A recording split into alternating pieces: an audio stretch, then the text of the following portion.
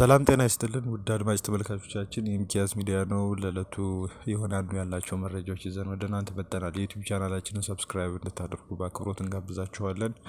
አስተያየትም ካላችሁ አስተያየታችሁን ማስፈር ትችላላችሁ። የላይክ ምልክቱን በመጫን ለብዙዎች ተደራሽ እንዲሆን ማድረግ ትችላላችሁ።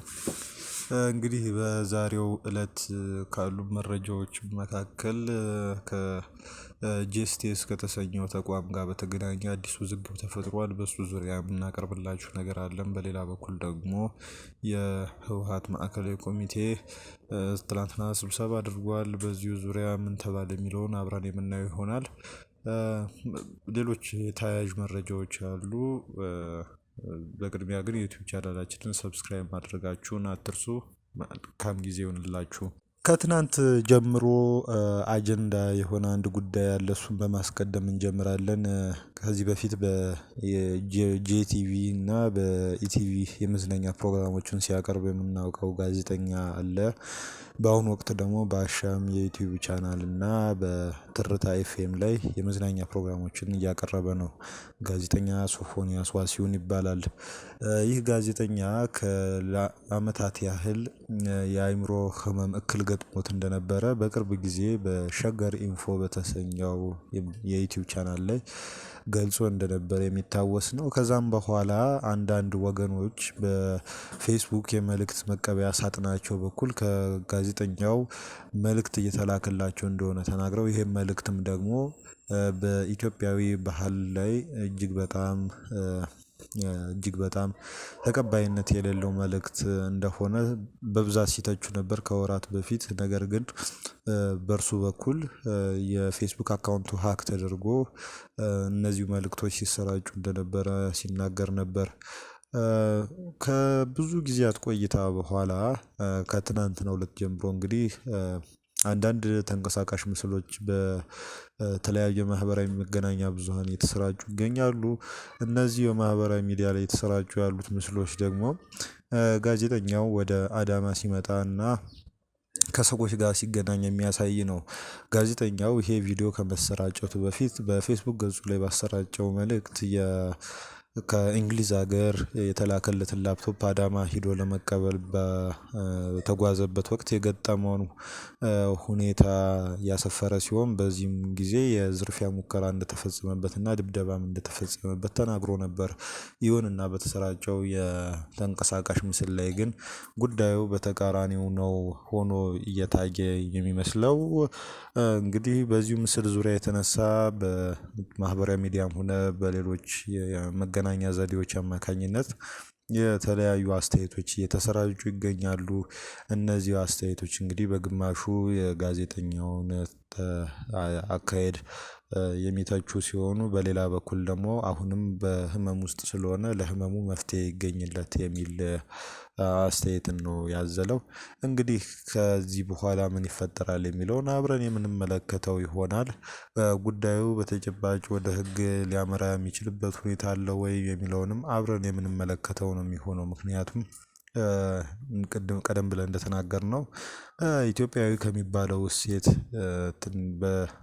ያፈነገጠ ተብሎ የሚወሰድ ተግባር ፈጽሟል እየተባለ ስለሆነ ጉዳዩ በከፍተኛ ደረጃ ትኩረት ተሰጥቶት ወደ ፍርድ ቤት ሊያመራ ይችላል የሚልም ሀሳብ እየተነሳ ይገኛል።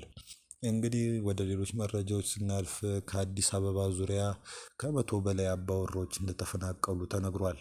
እነዚሁ አባወራዎች የተፈናቀሉት በህዳር ወር ውስጥ እንደሆነ ነው የተገለጸው። በኦሮሚያ ክልል ምዕራብ ሸዋ ዋልመራ ወረዳ ከ3 ቀበሌዎች ብቻ 100 አርሶ አደሮች የተፈናቀሉ ሲሆን 2 የአንደኛ ደረጃ ትምህርት ቤቶች ስራ አቁመዋል ተብሏል።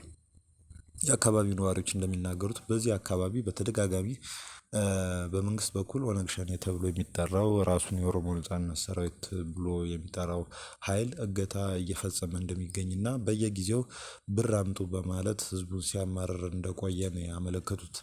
እገታውና ገንዘብ ዘረፋው ቆም ብሎ የነበረ ቢሆንም አሁን እንደገና ተጀምሮ ከ3 ቀን በፊት 3 ወጣቶች በሸኔ የተገደሉ ሲሆን ህዝቡ ሰብሉን ሳይሰበስብ ተፈናቅሎ ከተማ ገብቷል ብለዋል።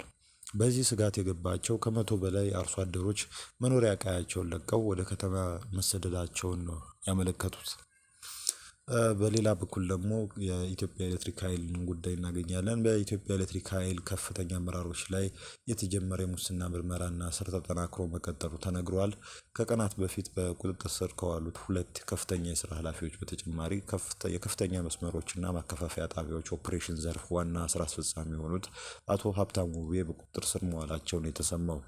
የክሱ ዝርዝር ሶስቱም ከፍተኛ አመራሮች ማለትም አቶ ሀብታሙ ውቤ፣ ኢንጂነር ህይወት እሸቱና አቶ አንዱዓለም ሲአ በፌዴራል ፖሊስ የተጠረጠሩበት ዋና ወንጀል ከውጭ ሀገር ኮንትራክተሮች ጋር በጥቅም በመመሳጠር ሀገር ማግኘት የነበረባትን ከፍተኛ ገቢ በማሳጣትና በከባድ ሙስና ወንጀል መሆኑ ተረጋግጧል። ተጠርጣሪዎቹ ፍርድ ቤት የቀረቡ ሲሆን ፖሊስ ምርመራውን ለማጠናከር ለታህሳስ 5 ቀን 2018 ዓ.ም ቀጠሮ ሰጥቷል። የእስሩ ሂደት የጀመረው ህዳር 24 ቀን 2018 ዓ.ም ከሰዓት በኋላ ነበር። የፌዴራል ፖሊስ አባላት ወደ ተቋሙ በመግባት የኢትዮጵያ ኤሌክትሪክ ኃይል የፕላኒንግ ዘርፍ ዋና ስራ አስፈጻሚ የሆኑትን ኢንጂነር ህይወት እሸቱንና የቢዝነስ ዘርፍ ዋና ምክትል ስራ አስፈጻሚ የሆኑትን አቶ አንዱዓለም ሲአን ቢሮ ካስፈተሹ በኋላ በሰራተኞች ፊት በካቴና አስረው ወስደዋቸዋል። ጉዳዩን ይበልጥ አነጋጋሪ ያደረገው ደግሞ እስሩ የተፈጸመው ተቋሙ የጸረ ሙስና ቀንን ለማክበር ዝግጅት እያደረገ በነበረበት ዋዜማ ላይ መሆኑ ነው። መስሪያ ቤቱ ለሰራተኞቹ ነገ ህዳር 25 የጸረ ሙስና ቀን ይከበራል የሚል መልእክት አስተላልፎ የነበረ ቢሆንም የዝግጅቱ መሪ መሆን የነበረባቸው አመራሮች በሙስና ተጠርጥረው መታሰራቸው በተቋሙ ሰራተኞች ዘንድ ከፍተኛ ድንጋጤና መደናገርን ፈጥሯል። በዚህ የሙስና መረብ ውስጥ እጃቸው አለበት ተብሎ የሚጠረጠሩ ሌሎች ተጨማሪ የስራ ኃላፊዎችም የሚፈለጉ ሲሆን እስሩ ወደ ሌሎችም ዘርፎች ሊስፋፋ እንደሚችል ተመላክቷል። ፖሊስ ጉዳዩን በምርመራ እያጣራ እንደሚገኝ ነው የተመላከተው። በሌላ በኩል በጣሊያን ሮም እየተካሄደ ባለው የዓለም ምግብና እርሻ ድርጅት ፋኦ ስብሰባ ላይ የኢትዮጵያና የግብጽ ተወካዮች የቃላት ልውውጥ ማድረጋቸው ተሰምቷል። በውሃ አጠቃቀም ላይ ባተኮረው በዚህ ስብሰባ ላይ የፋኦ ዋና ስራ አስፈጻሚ፣ የአውሮፓ ህብረትና የአፍሪካ ሀገራት ከፍተኛ ባለስልጣናት መገኘታቸው ተገልጿል። በስብሰባው ላይ የኢትዮጵያ ተወካዩ መንግስታችን ከግብጽ ጋር በማንኛውም ጊዜ ድርድሩን ለመቀጠል ዝግጁ ነው፣ ግብጽ ለድርድር በሯን ክፍት ስታደርግ በደስታ እንቀበላታለን በማለት ንግግር አድርገው ነበር። ይህንን ተከትሎ በጣሊያን የግብጽ አምባሳደር በሰጡት ምላሽ እናንተ የምትፈልጉት ማለቂያ የሌለው ድርድርና ያለምንም ውጤት ጊዜ መፍጀት ነው፣ የአባይ ወንዝን ከመቆጣጠር ቅዠታችሁ ልትነቁ ይገባል ብለዋል። ጨምረውም አገራቸው ከ10 ዓመታት በላይ በህዳሴው ግድብ ላይ ህጋዊና አሳሪ ስምምነት ላይ እንዲደረስ ድርድር ማድረጓን ገልጸው የአዲስ አበባ መንግስት ግን ለመስማማት ፈቃደኛ ሳይሆን መቅረቱን አስታውቀዋል። አምባሳደሩ የአባይ ውሃ ለግብጽ የህልውና ጉዳይ መሆኑን አንስተው የኢትዮጵያ እርምጃ ግን የአካባቢውን መረጋጋትና ደህንነት አደጋ ላይ የሚጥል እንደሆነ ማስረዳታቸውን አህራም ኒውስ ነው የዘገበው። ጂኤስቲኤስን በተመለከተ የቀረበ መግለጫ አለ፣ ወደሱ እናልፋለን። ጂኤስቲኤስ እንግዲህ የመቀሌ ቅርንጫፍ ጽህፈት ቤቱ ላይ ቢሮ በመስበር ማህተም የመንጠቅና የባንክ ሂሳብ ደብተርን የማዝረፍ በኃይል የተደገፈ እንቅስቃሴ እንደተካሄደበት እንግዲህ አመልክቷል። ህዳር 22 ቀን 2018 ዓ.ም የጂኤስቲኤስ ቦርድ ከፍተኛ አመራር አባላት ነን በሚል ማንነታቸው ግን በግልጽ ባላስቀመጡ ሰዎች ህገወጥና አደናጋሪ የሆነ ጽሁፍ በተቋሙ ስም መውጣቱ የሚታወስ ነው ብሏል። ጂኤስቲኤስ የዚህ ሂደት ቀጣይ ነው ያለው ሁኔታ እንደተፈጠረ ገልጾ ይሄ መግለጫ ከወጣበት ከሁለት ቀን በኋላ ማለትም በህዳር 24 ቀን 2018 ዓ.ም መቀሌ ከተማ በሚገኘው የጂኤስቲኤስ ቅርንጫፍ ጽህፈት ቤት በጣም አስቸጋሪ ሁኔታና እንቅስቃሴ ተደርጎ እንደነበር አመልክቷል። የህወሓት ማዕከላዊ ኮሚቴ አባል እንደዚሁም ደግሞ የትግራይ ክልል ጊዜያዊ አስተዳደር የካቢኔ አባል እንደዚሁም የክልሉ የትምህርት ቢሮ አባል የሆኑት እና እንደዚሁም ደግሞ የአዲግራት ዩኒቨርሲቲ የቦርድ አባል የሆኑት ዶክተር ኪሮስ ጉሽ በኃይል በመታገስ ወደ ጂኤስቲኤስ የመቀለ የቅርንጫፍ ቢሮ በመግባት ማህተምና የተቋሙን የባንክ ሂሳብ ደብተር በመውሰድ ወደሚሄዱበት እንደሄዱ ነው እንግዲህ ያመለከቱት።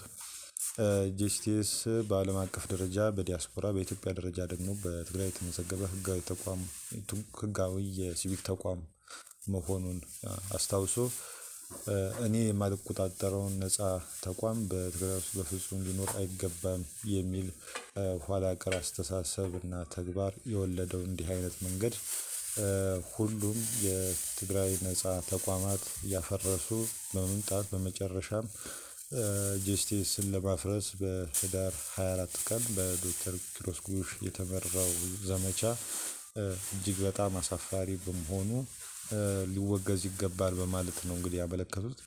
ከአደናጋሪ መግለጫውና ከማህተም እና የባንክ ሂሳብ ደብተር ከመንጠቅ ተከትሎ በህዳር 28 ቀን 2018 ዓ.ም የጂኤስቲኤስ አመራር ስብሰባ እንዳደረገ እንግዲህ አመልክቷል። በዚሁ ውሳኔ መሰረት ጂኤስቲኤስ በትግራይ ክልል ትምህርት ቢሮ ኃላፊ በዶክተር ኪሮስ ጉሽ የተመራው በኃይል የተካሄደ የንብረት ዝርፊያንና ሌሎች ተያያዥ ንጥቂያዎች እንደሚያወግዘውና እንደዚህ አይነት የሽፍትነት ስራ ሁሉም ጉዳዩ ይመለከተናል ቢሉ አካላት እንዲያውቁትና እንዲያወግዙት ጥብቅ ጥሪ አቅርቧል። በተቋሙ ላይ በአመራሩና በአባላቱ ላይ እየደረሰ ያለውን ጉዳት በህግ እንደሚከታተለው ያስታወቀው ተቋማዊ ነጻነቱን አጠናክሮ በመቀጠል ከዚህ ቀደም ይሰራቸው የነበሩ ስራዎች በተጨማሪ ሌሎች ስራዎችን እንደሚቀጥል አስታውቋል። እንግዲህ ይህ የማህተምና የባንክ ሂሳብ ነጠቃ እንግዲህ ሁሉም የተቋሙ አባላት ሊያውቁት እንደሚገባ ነው የተመላከተው። በሌላ በኩል ደግሞ ለቀናት ጠፍተው የነበሩት የትግራይ ክልል ጊዜያዊ አስተዳደር ፕሬዝዳንት ሌተናል ጄኔራል ታደሰ ወረደ ትላንትና ከዓለም የምግብ ፕሮግራም ተወካይ ጋር በመቀሌ ተገናኝተው ነበር።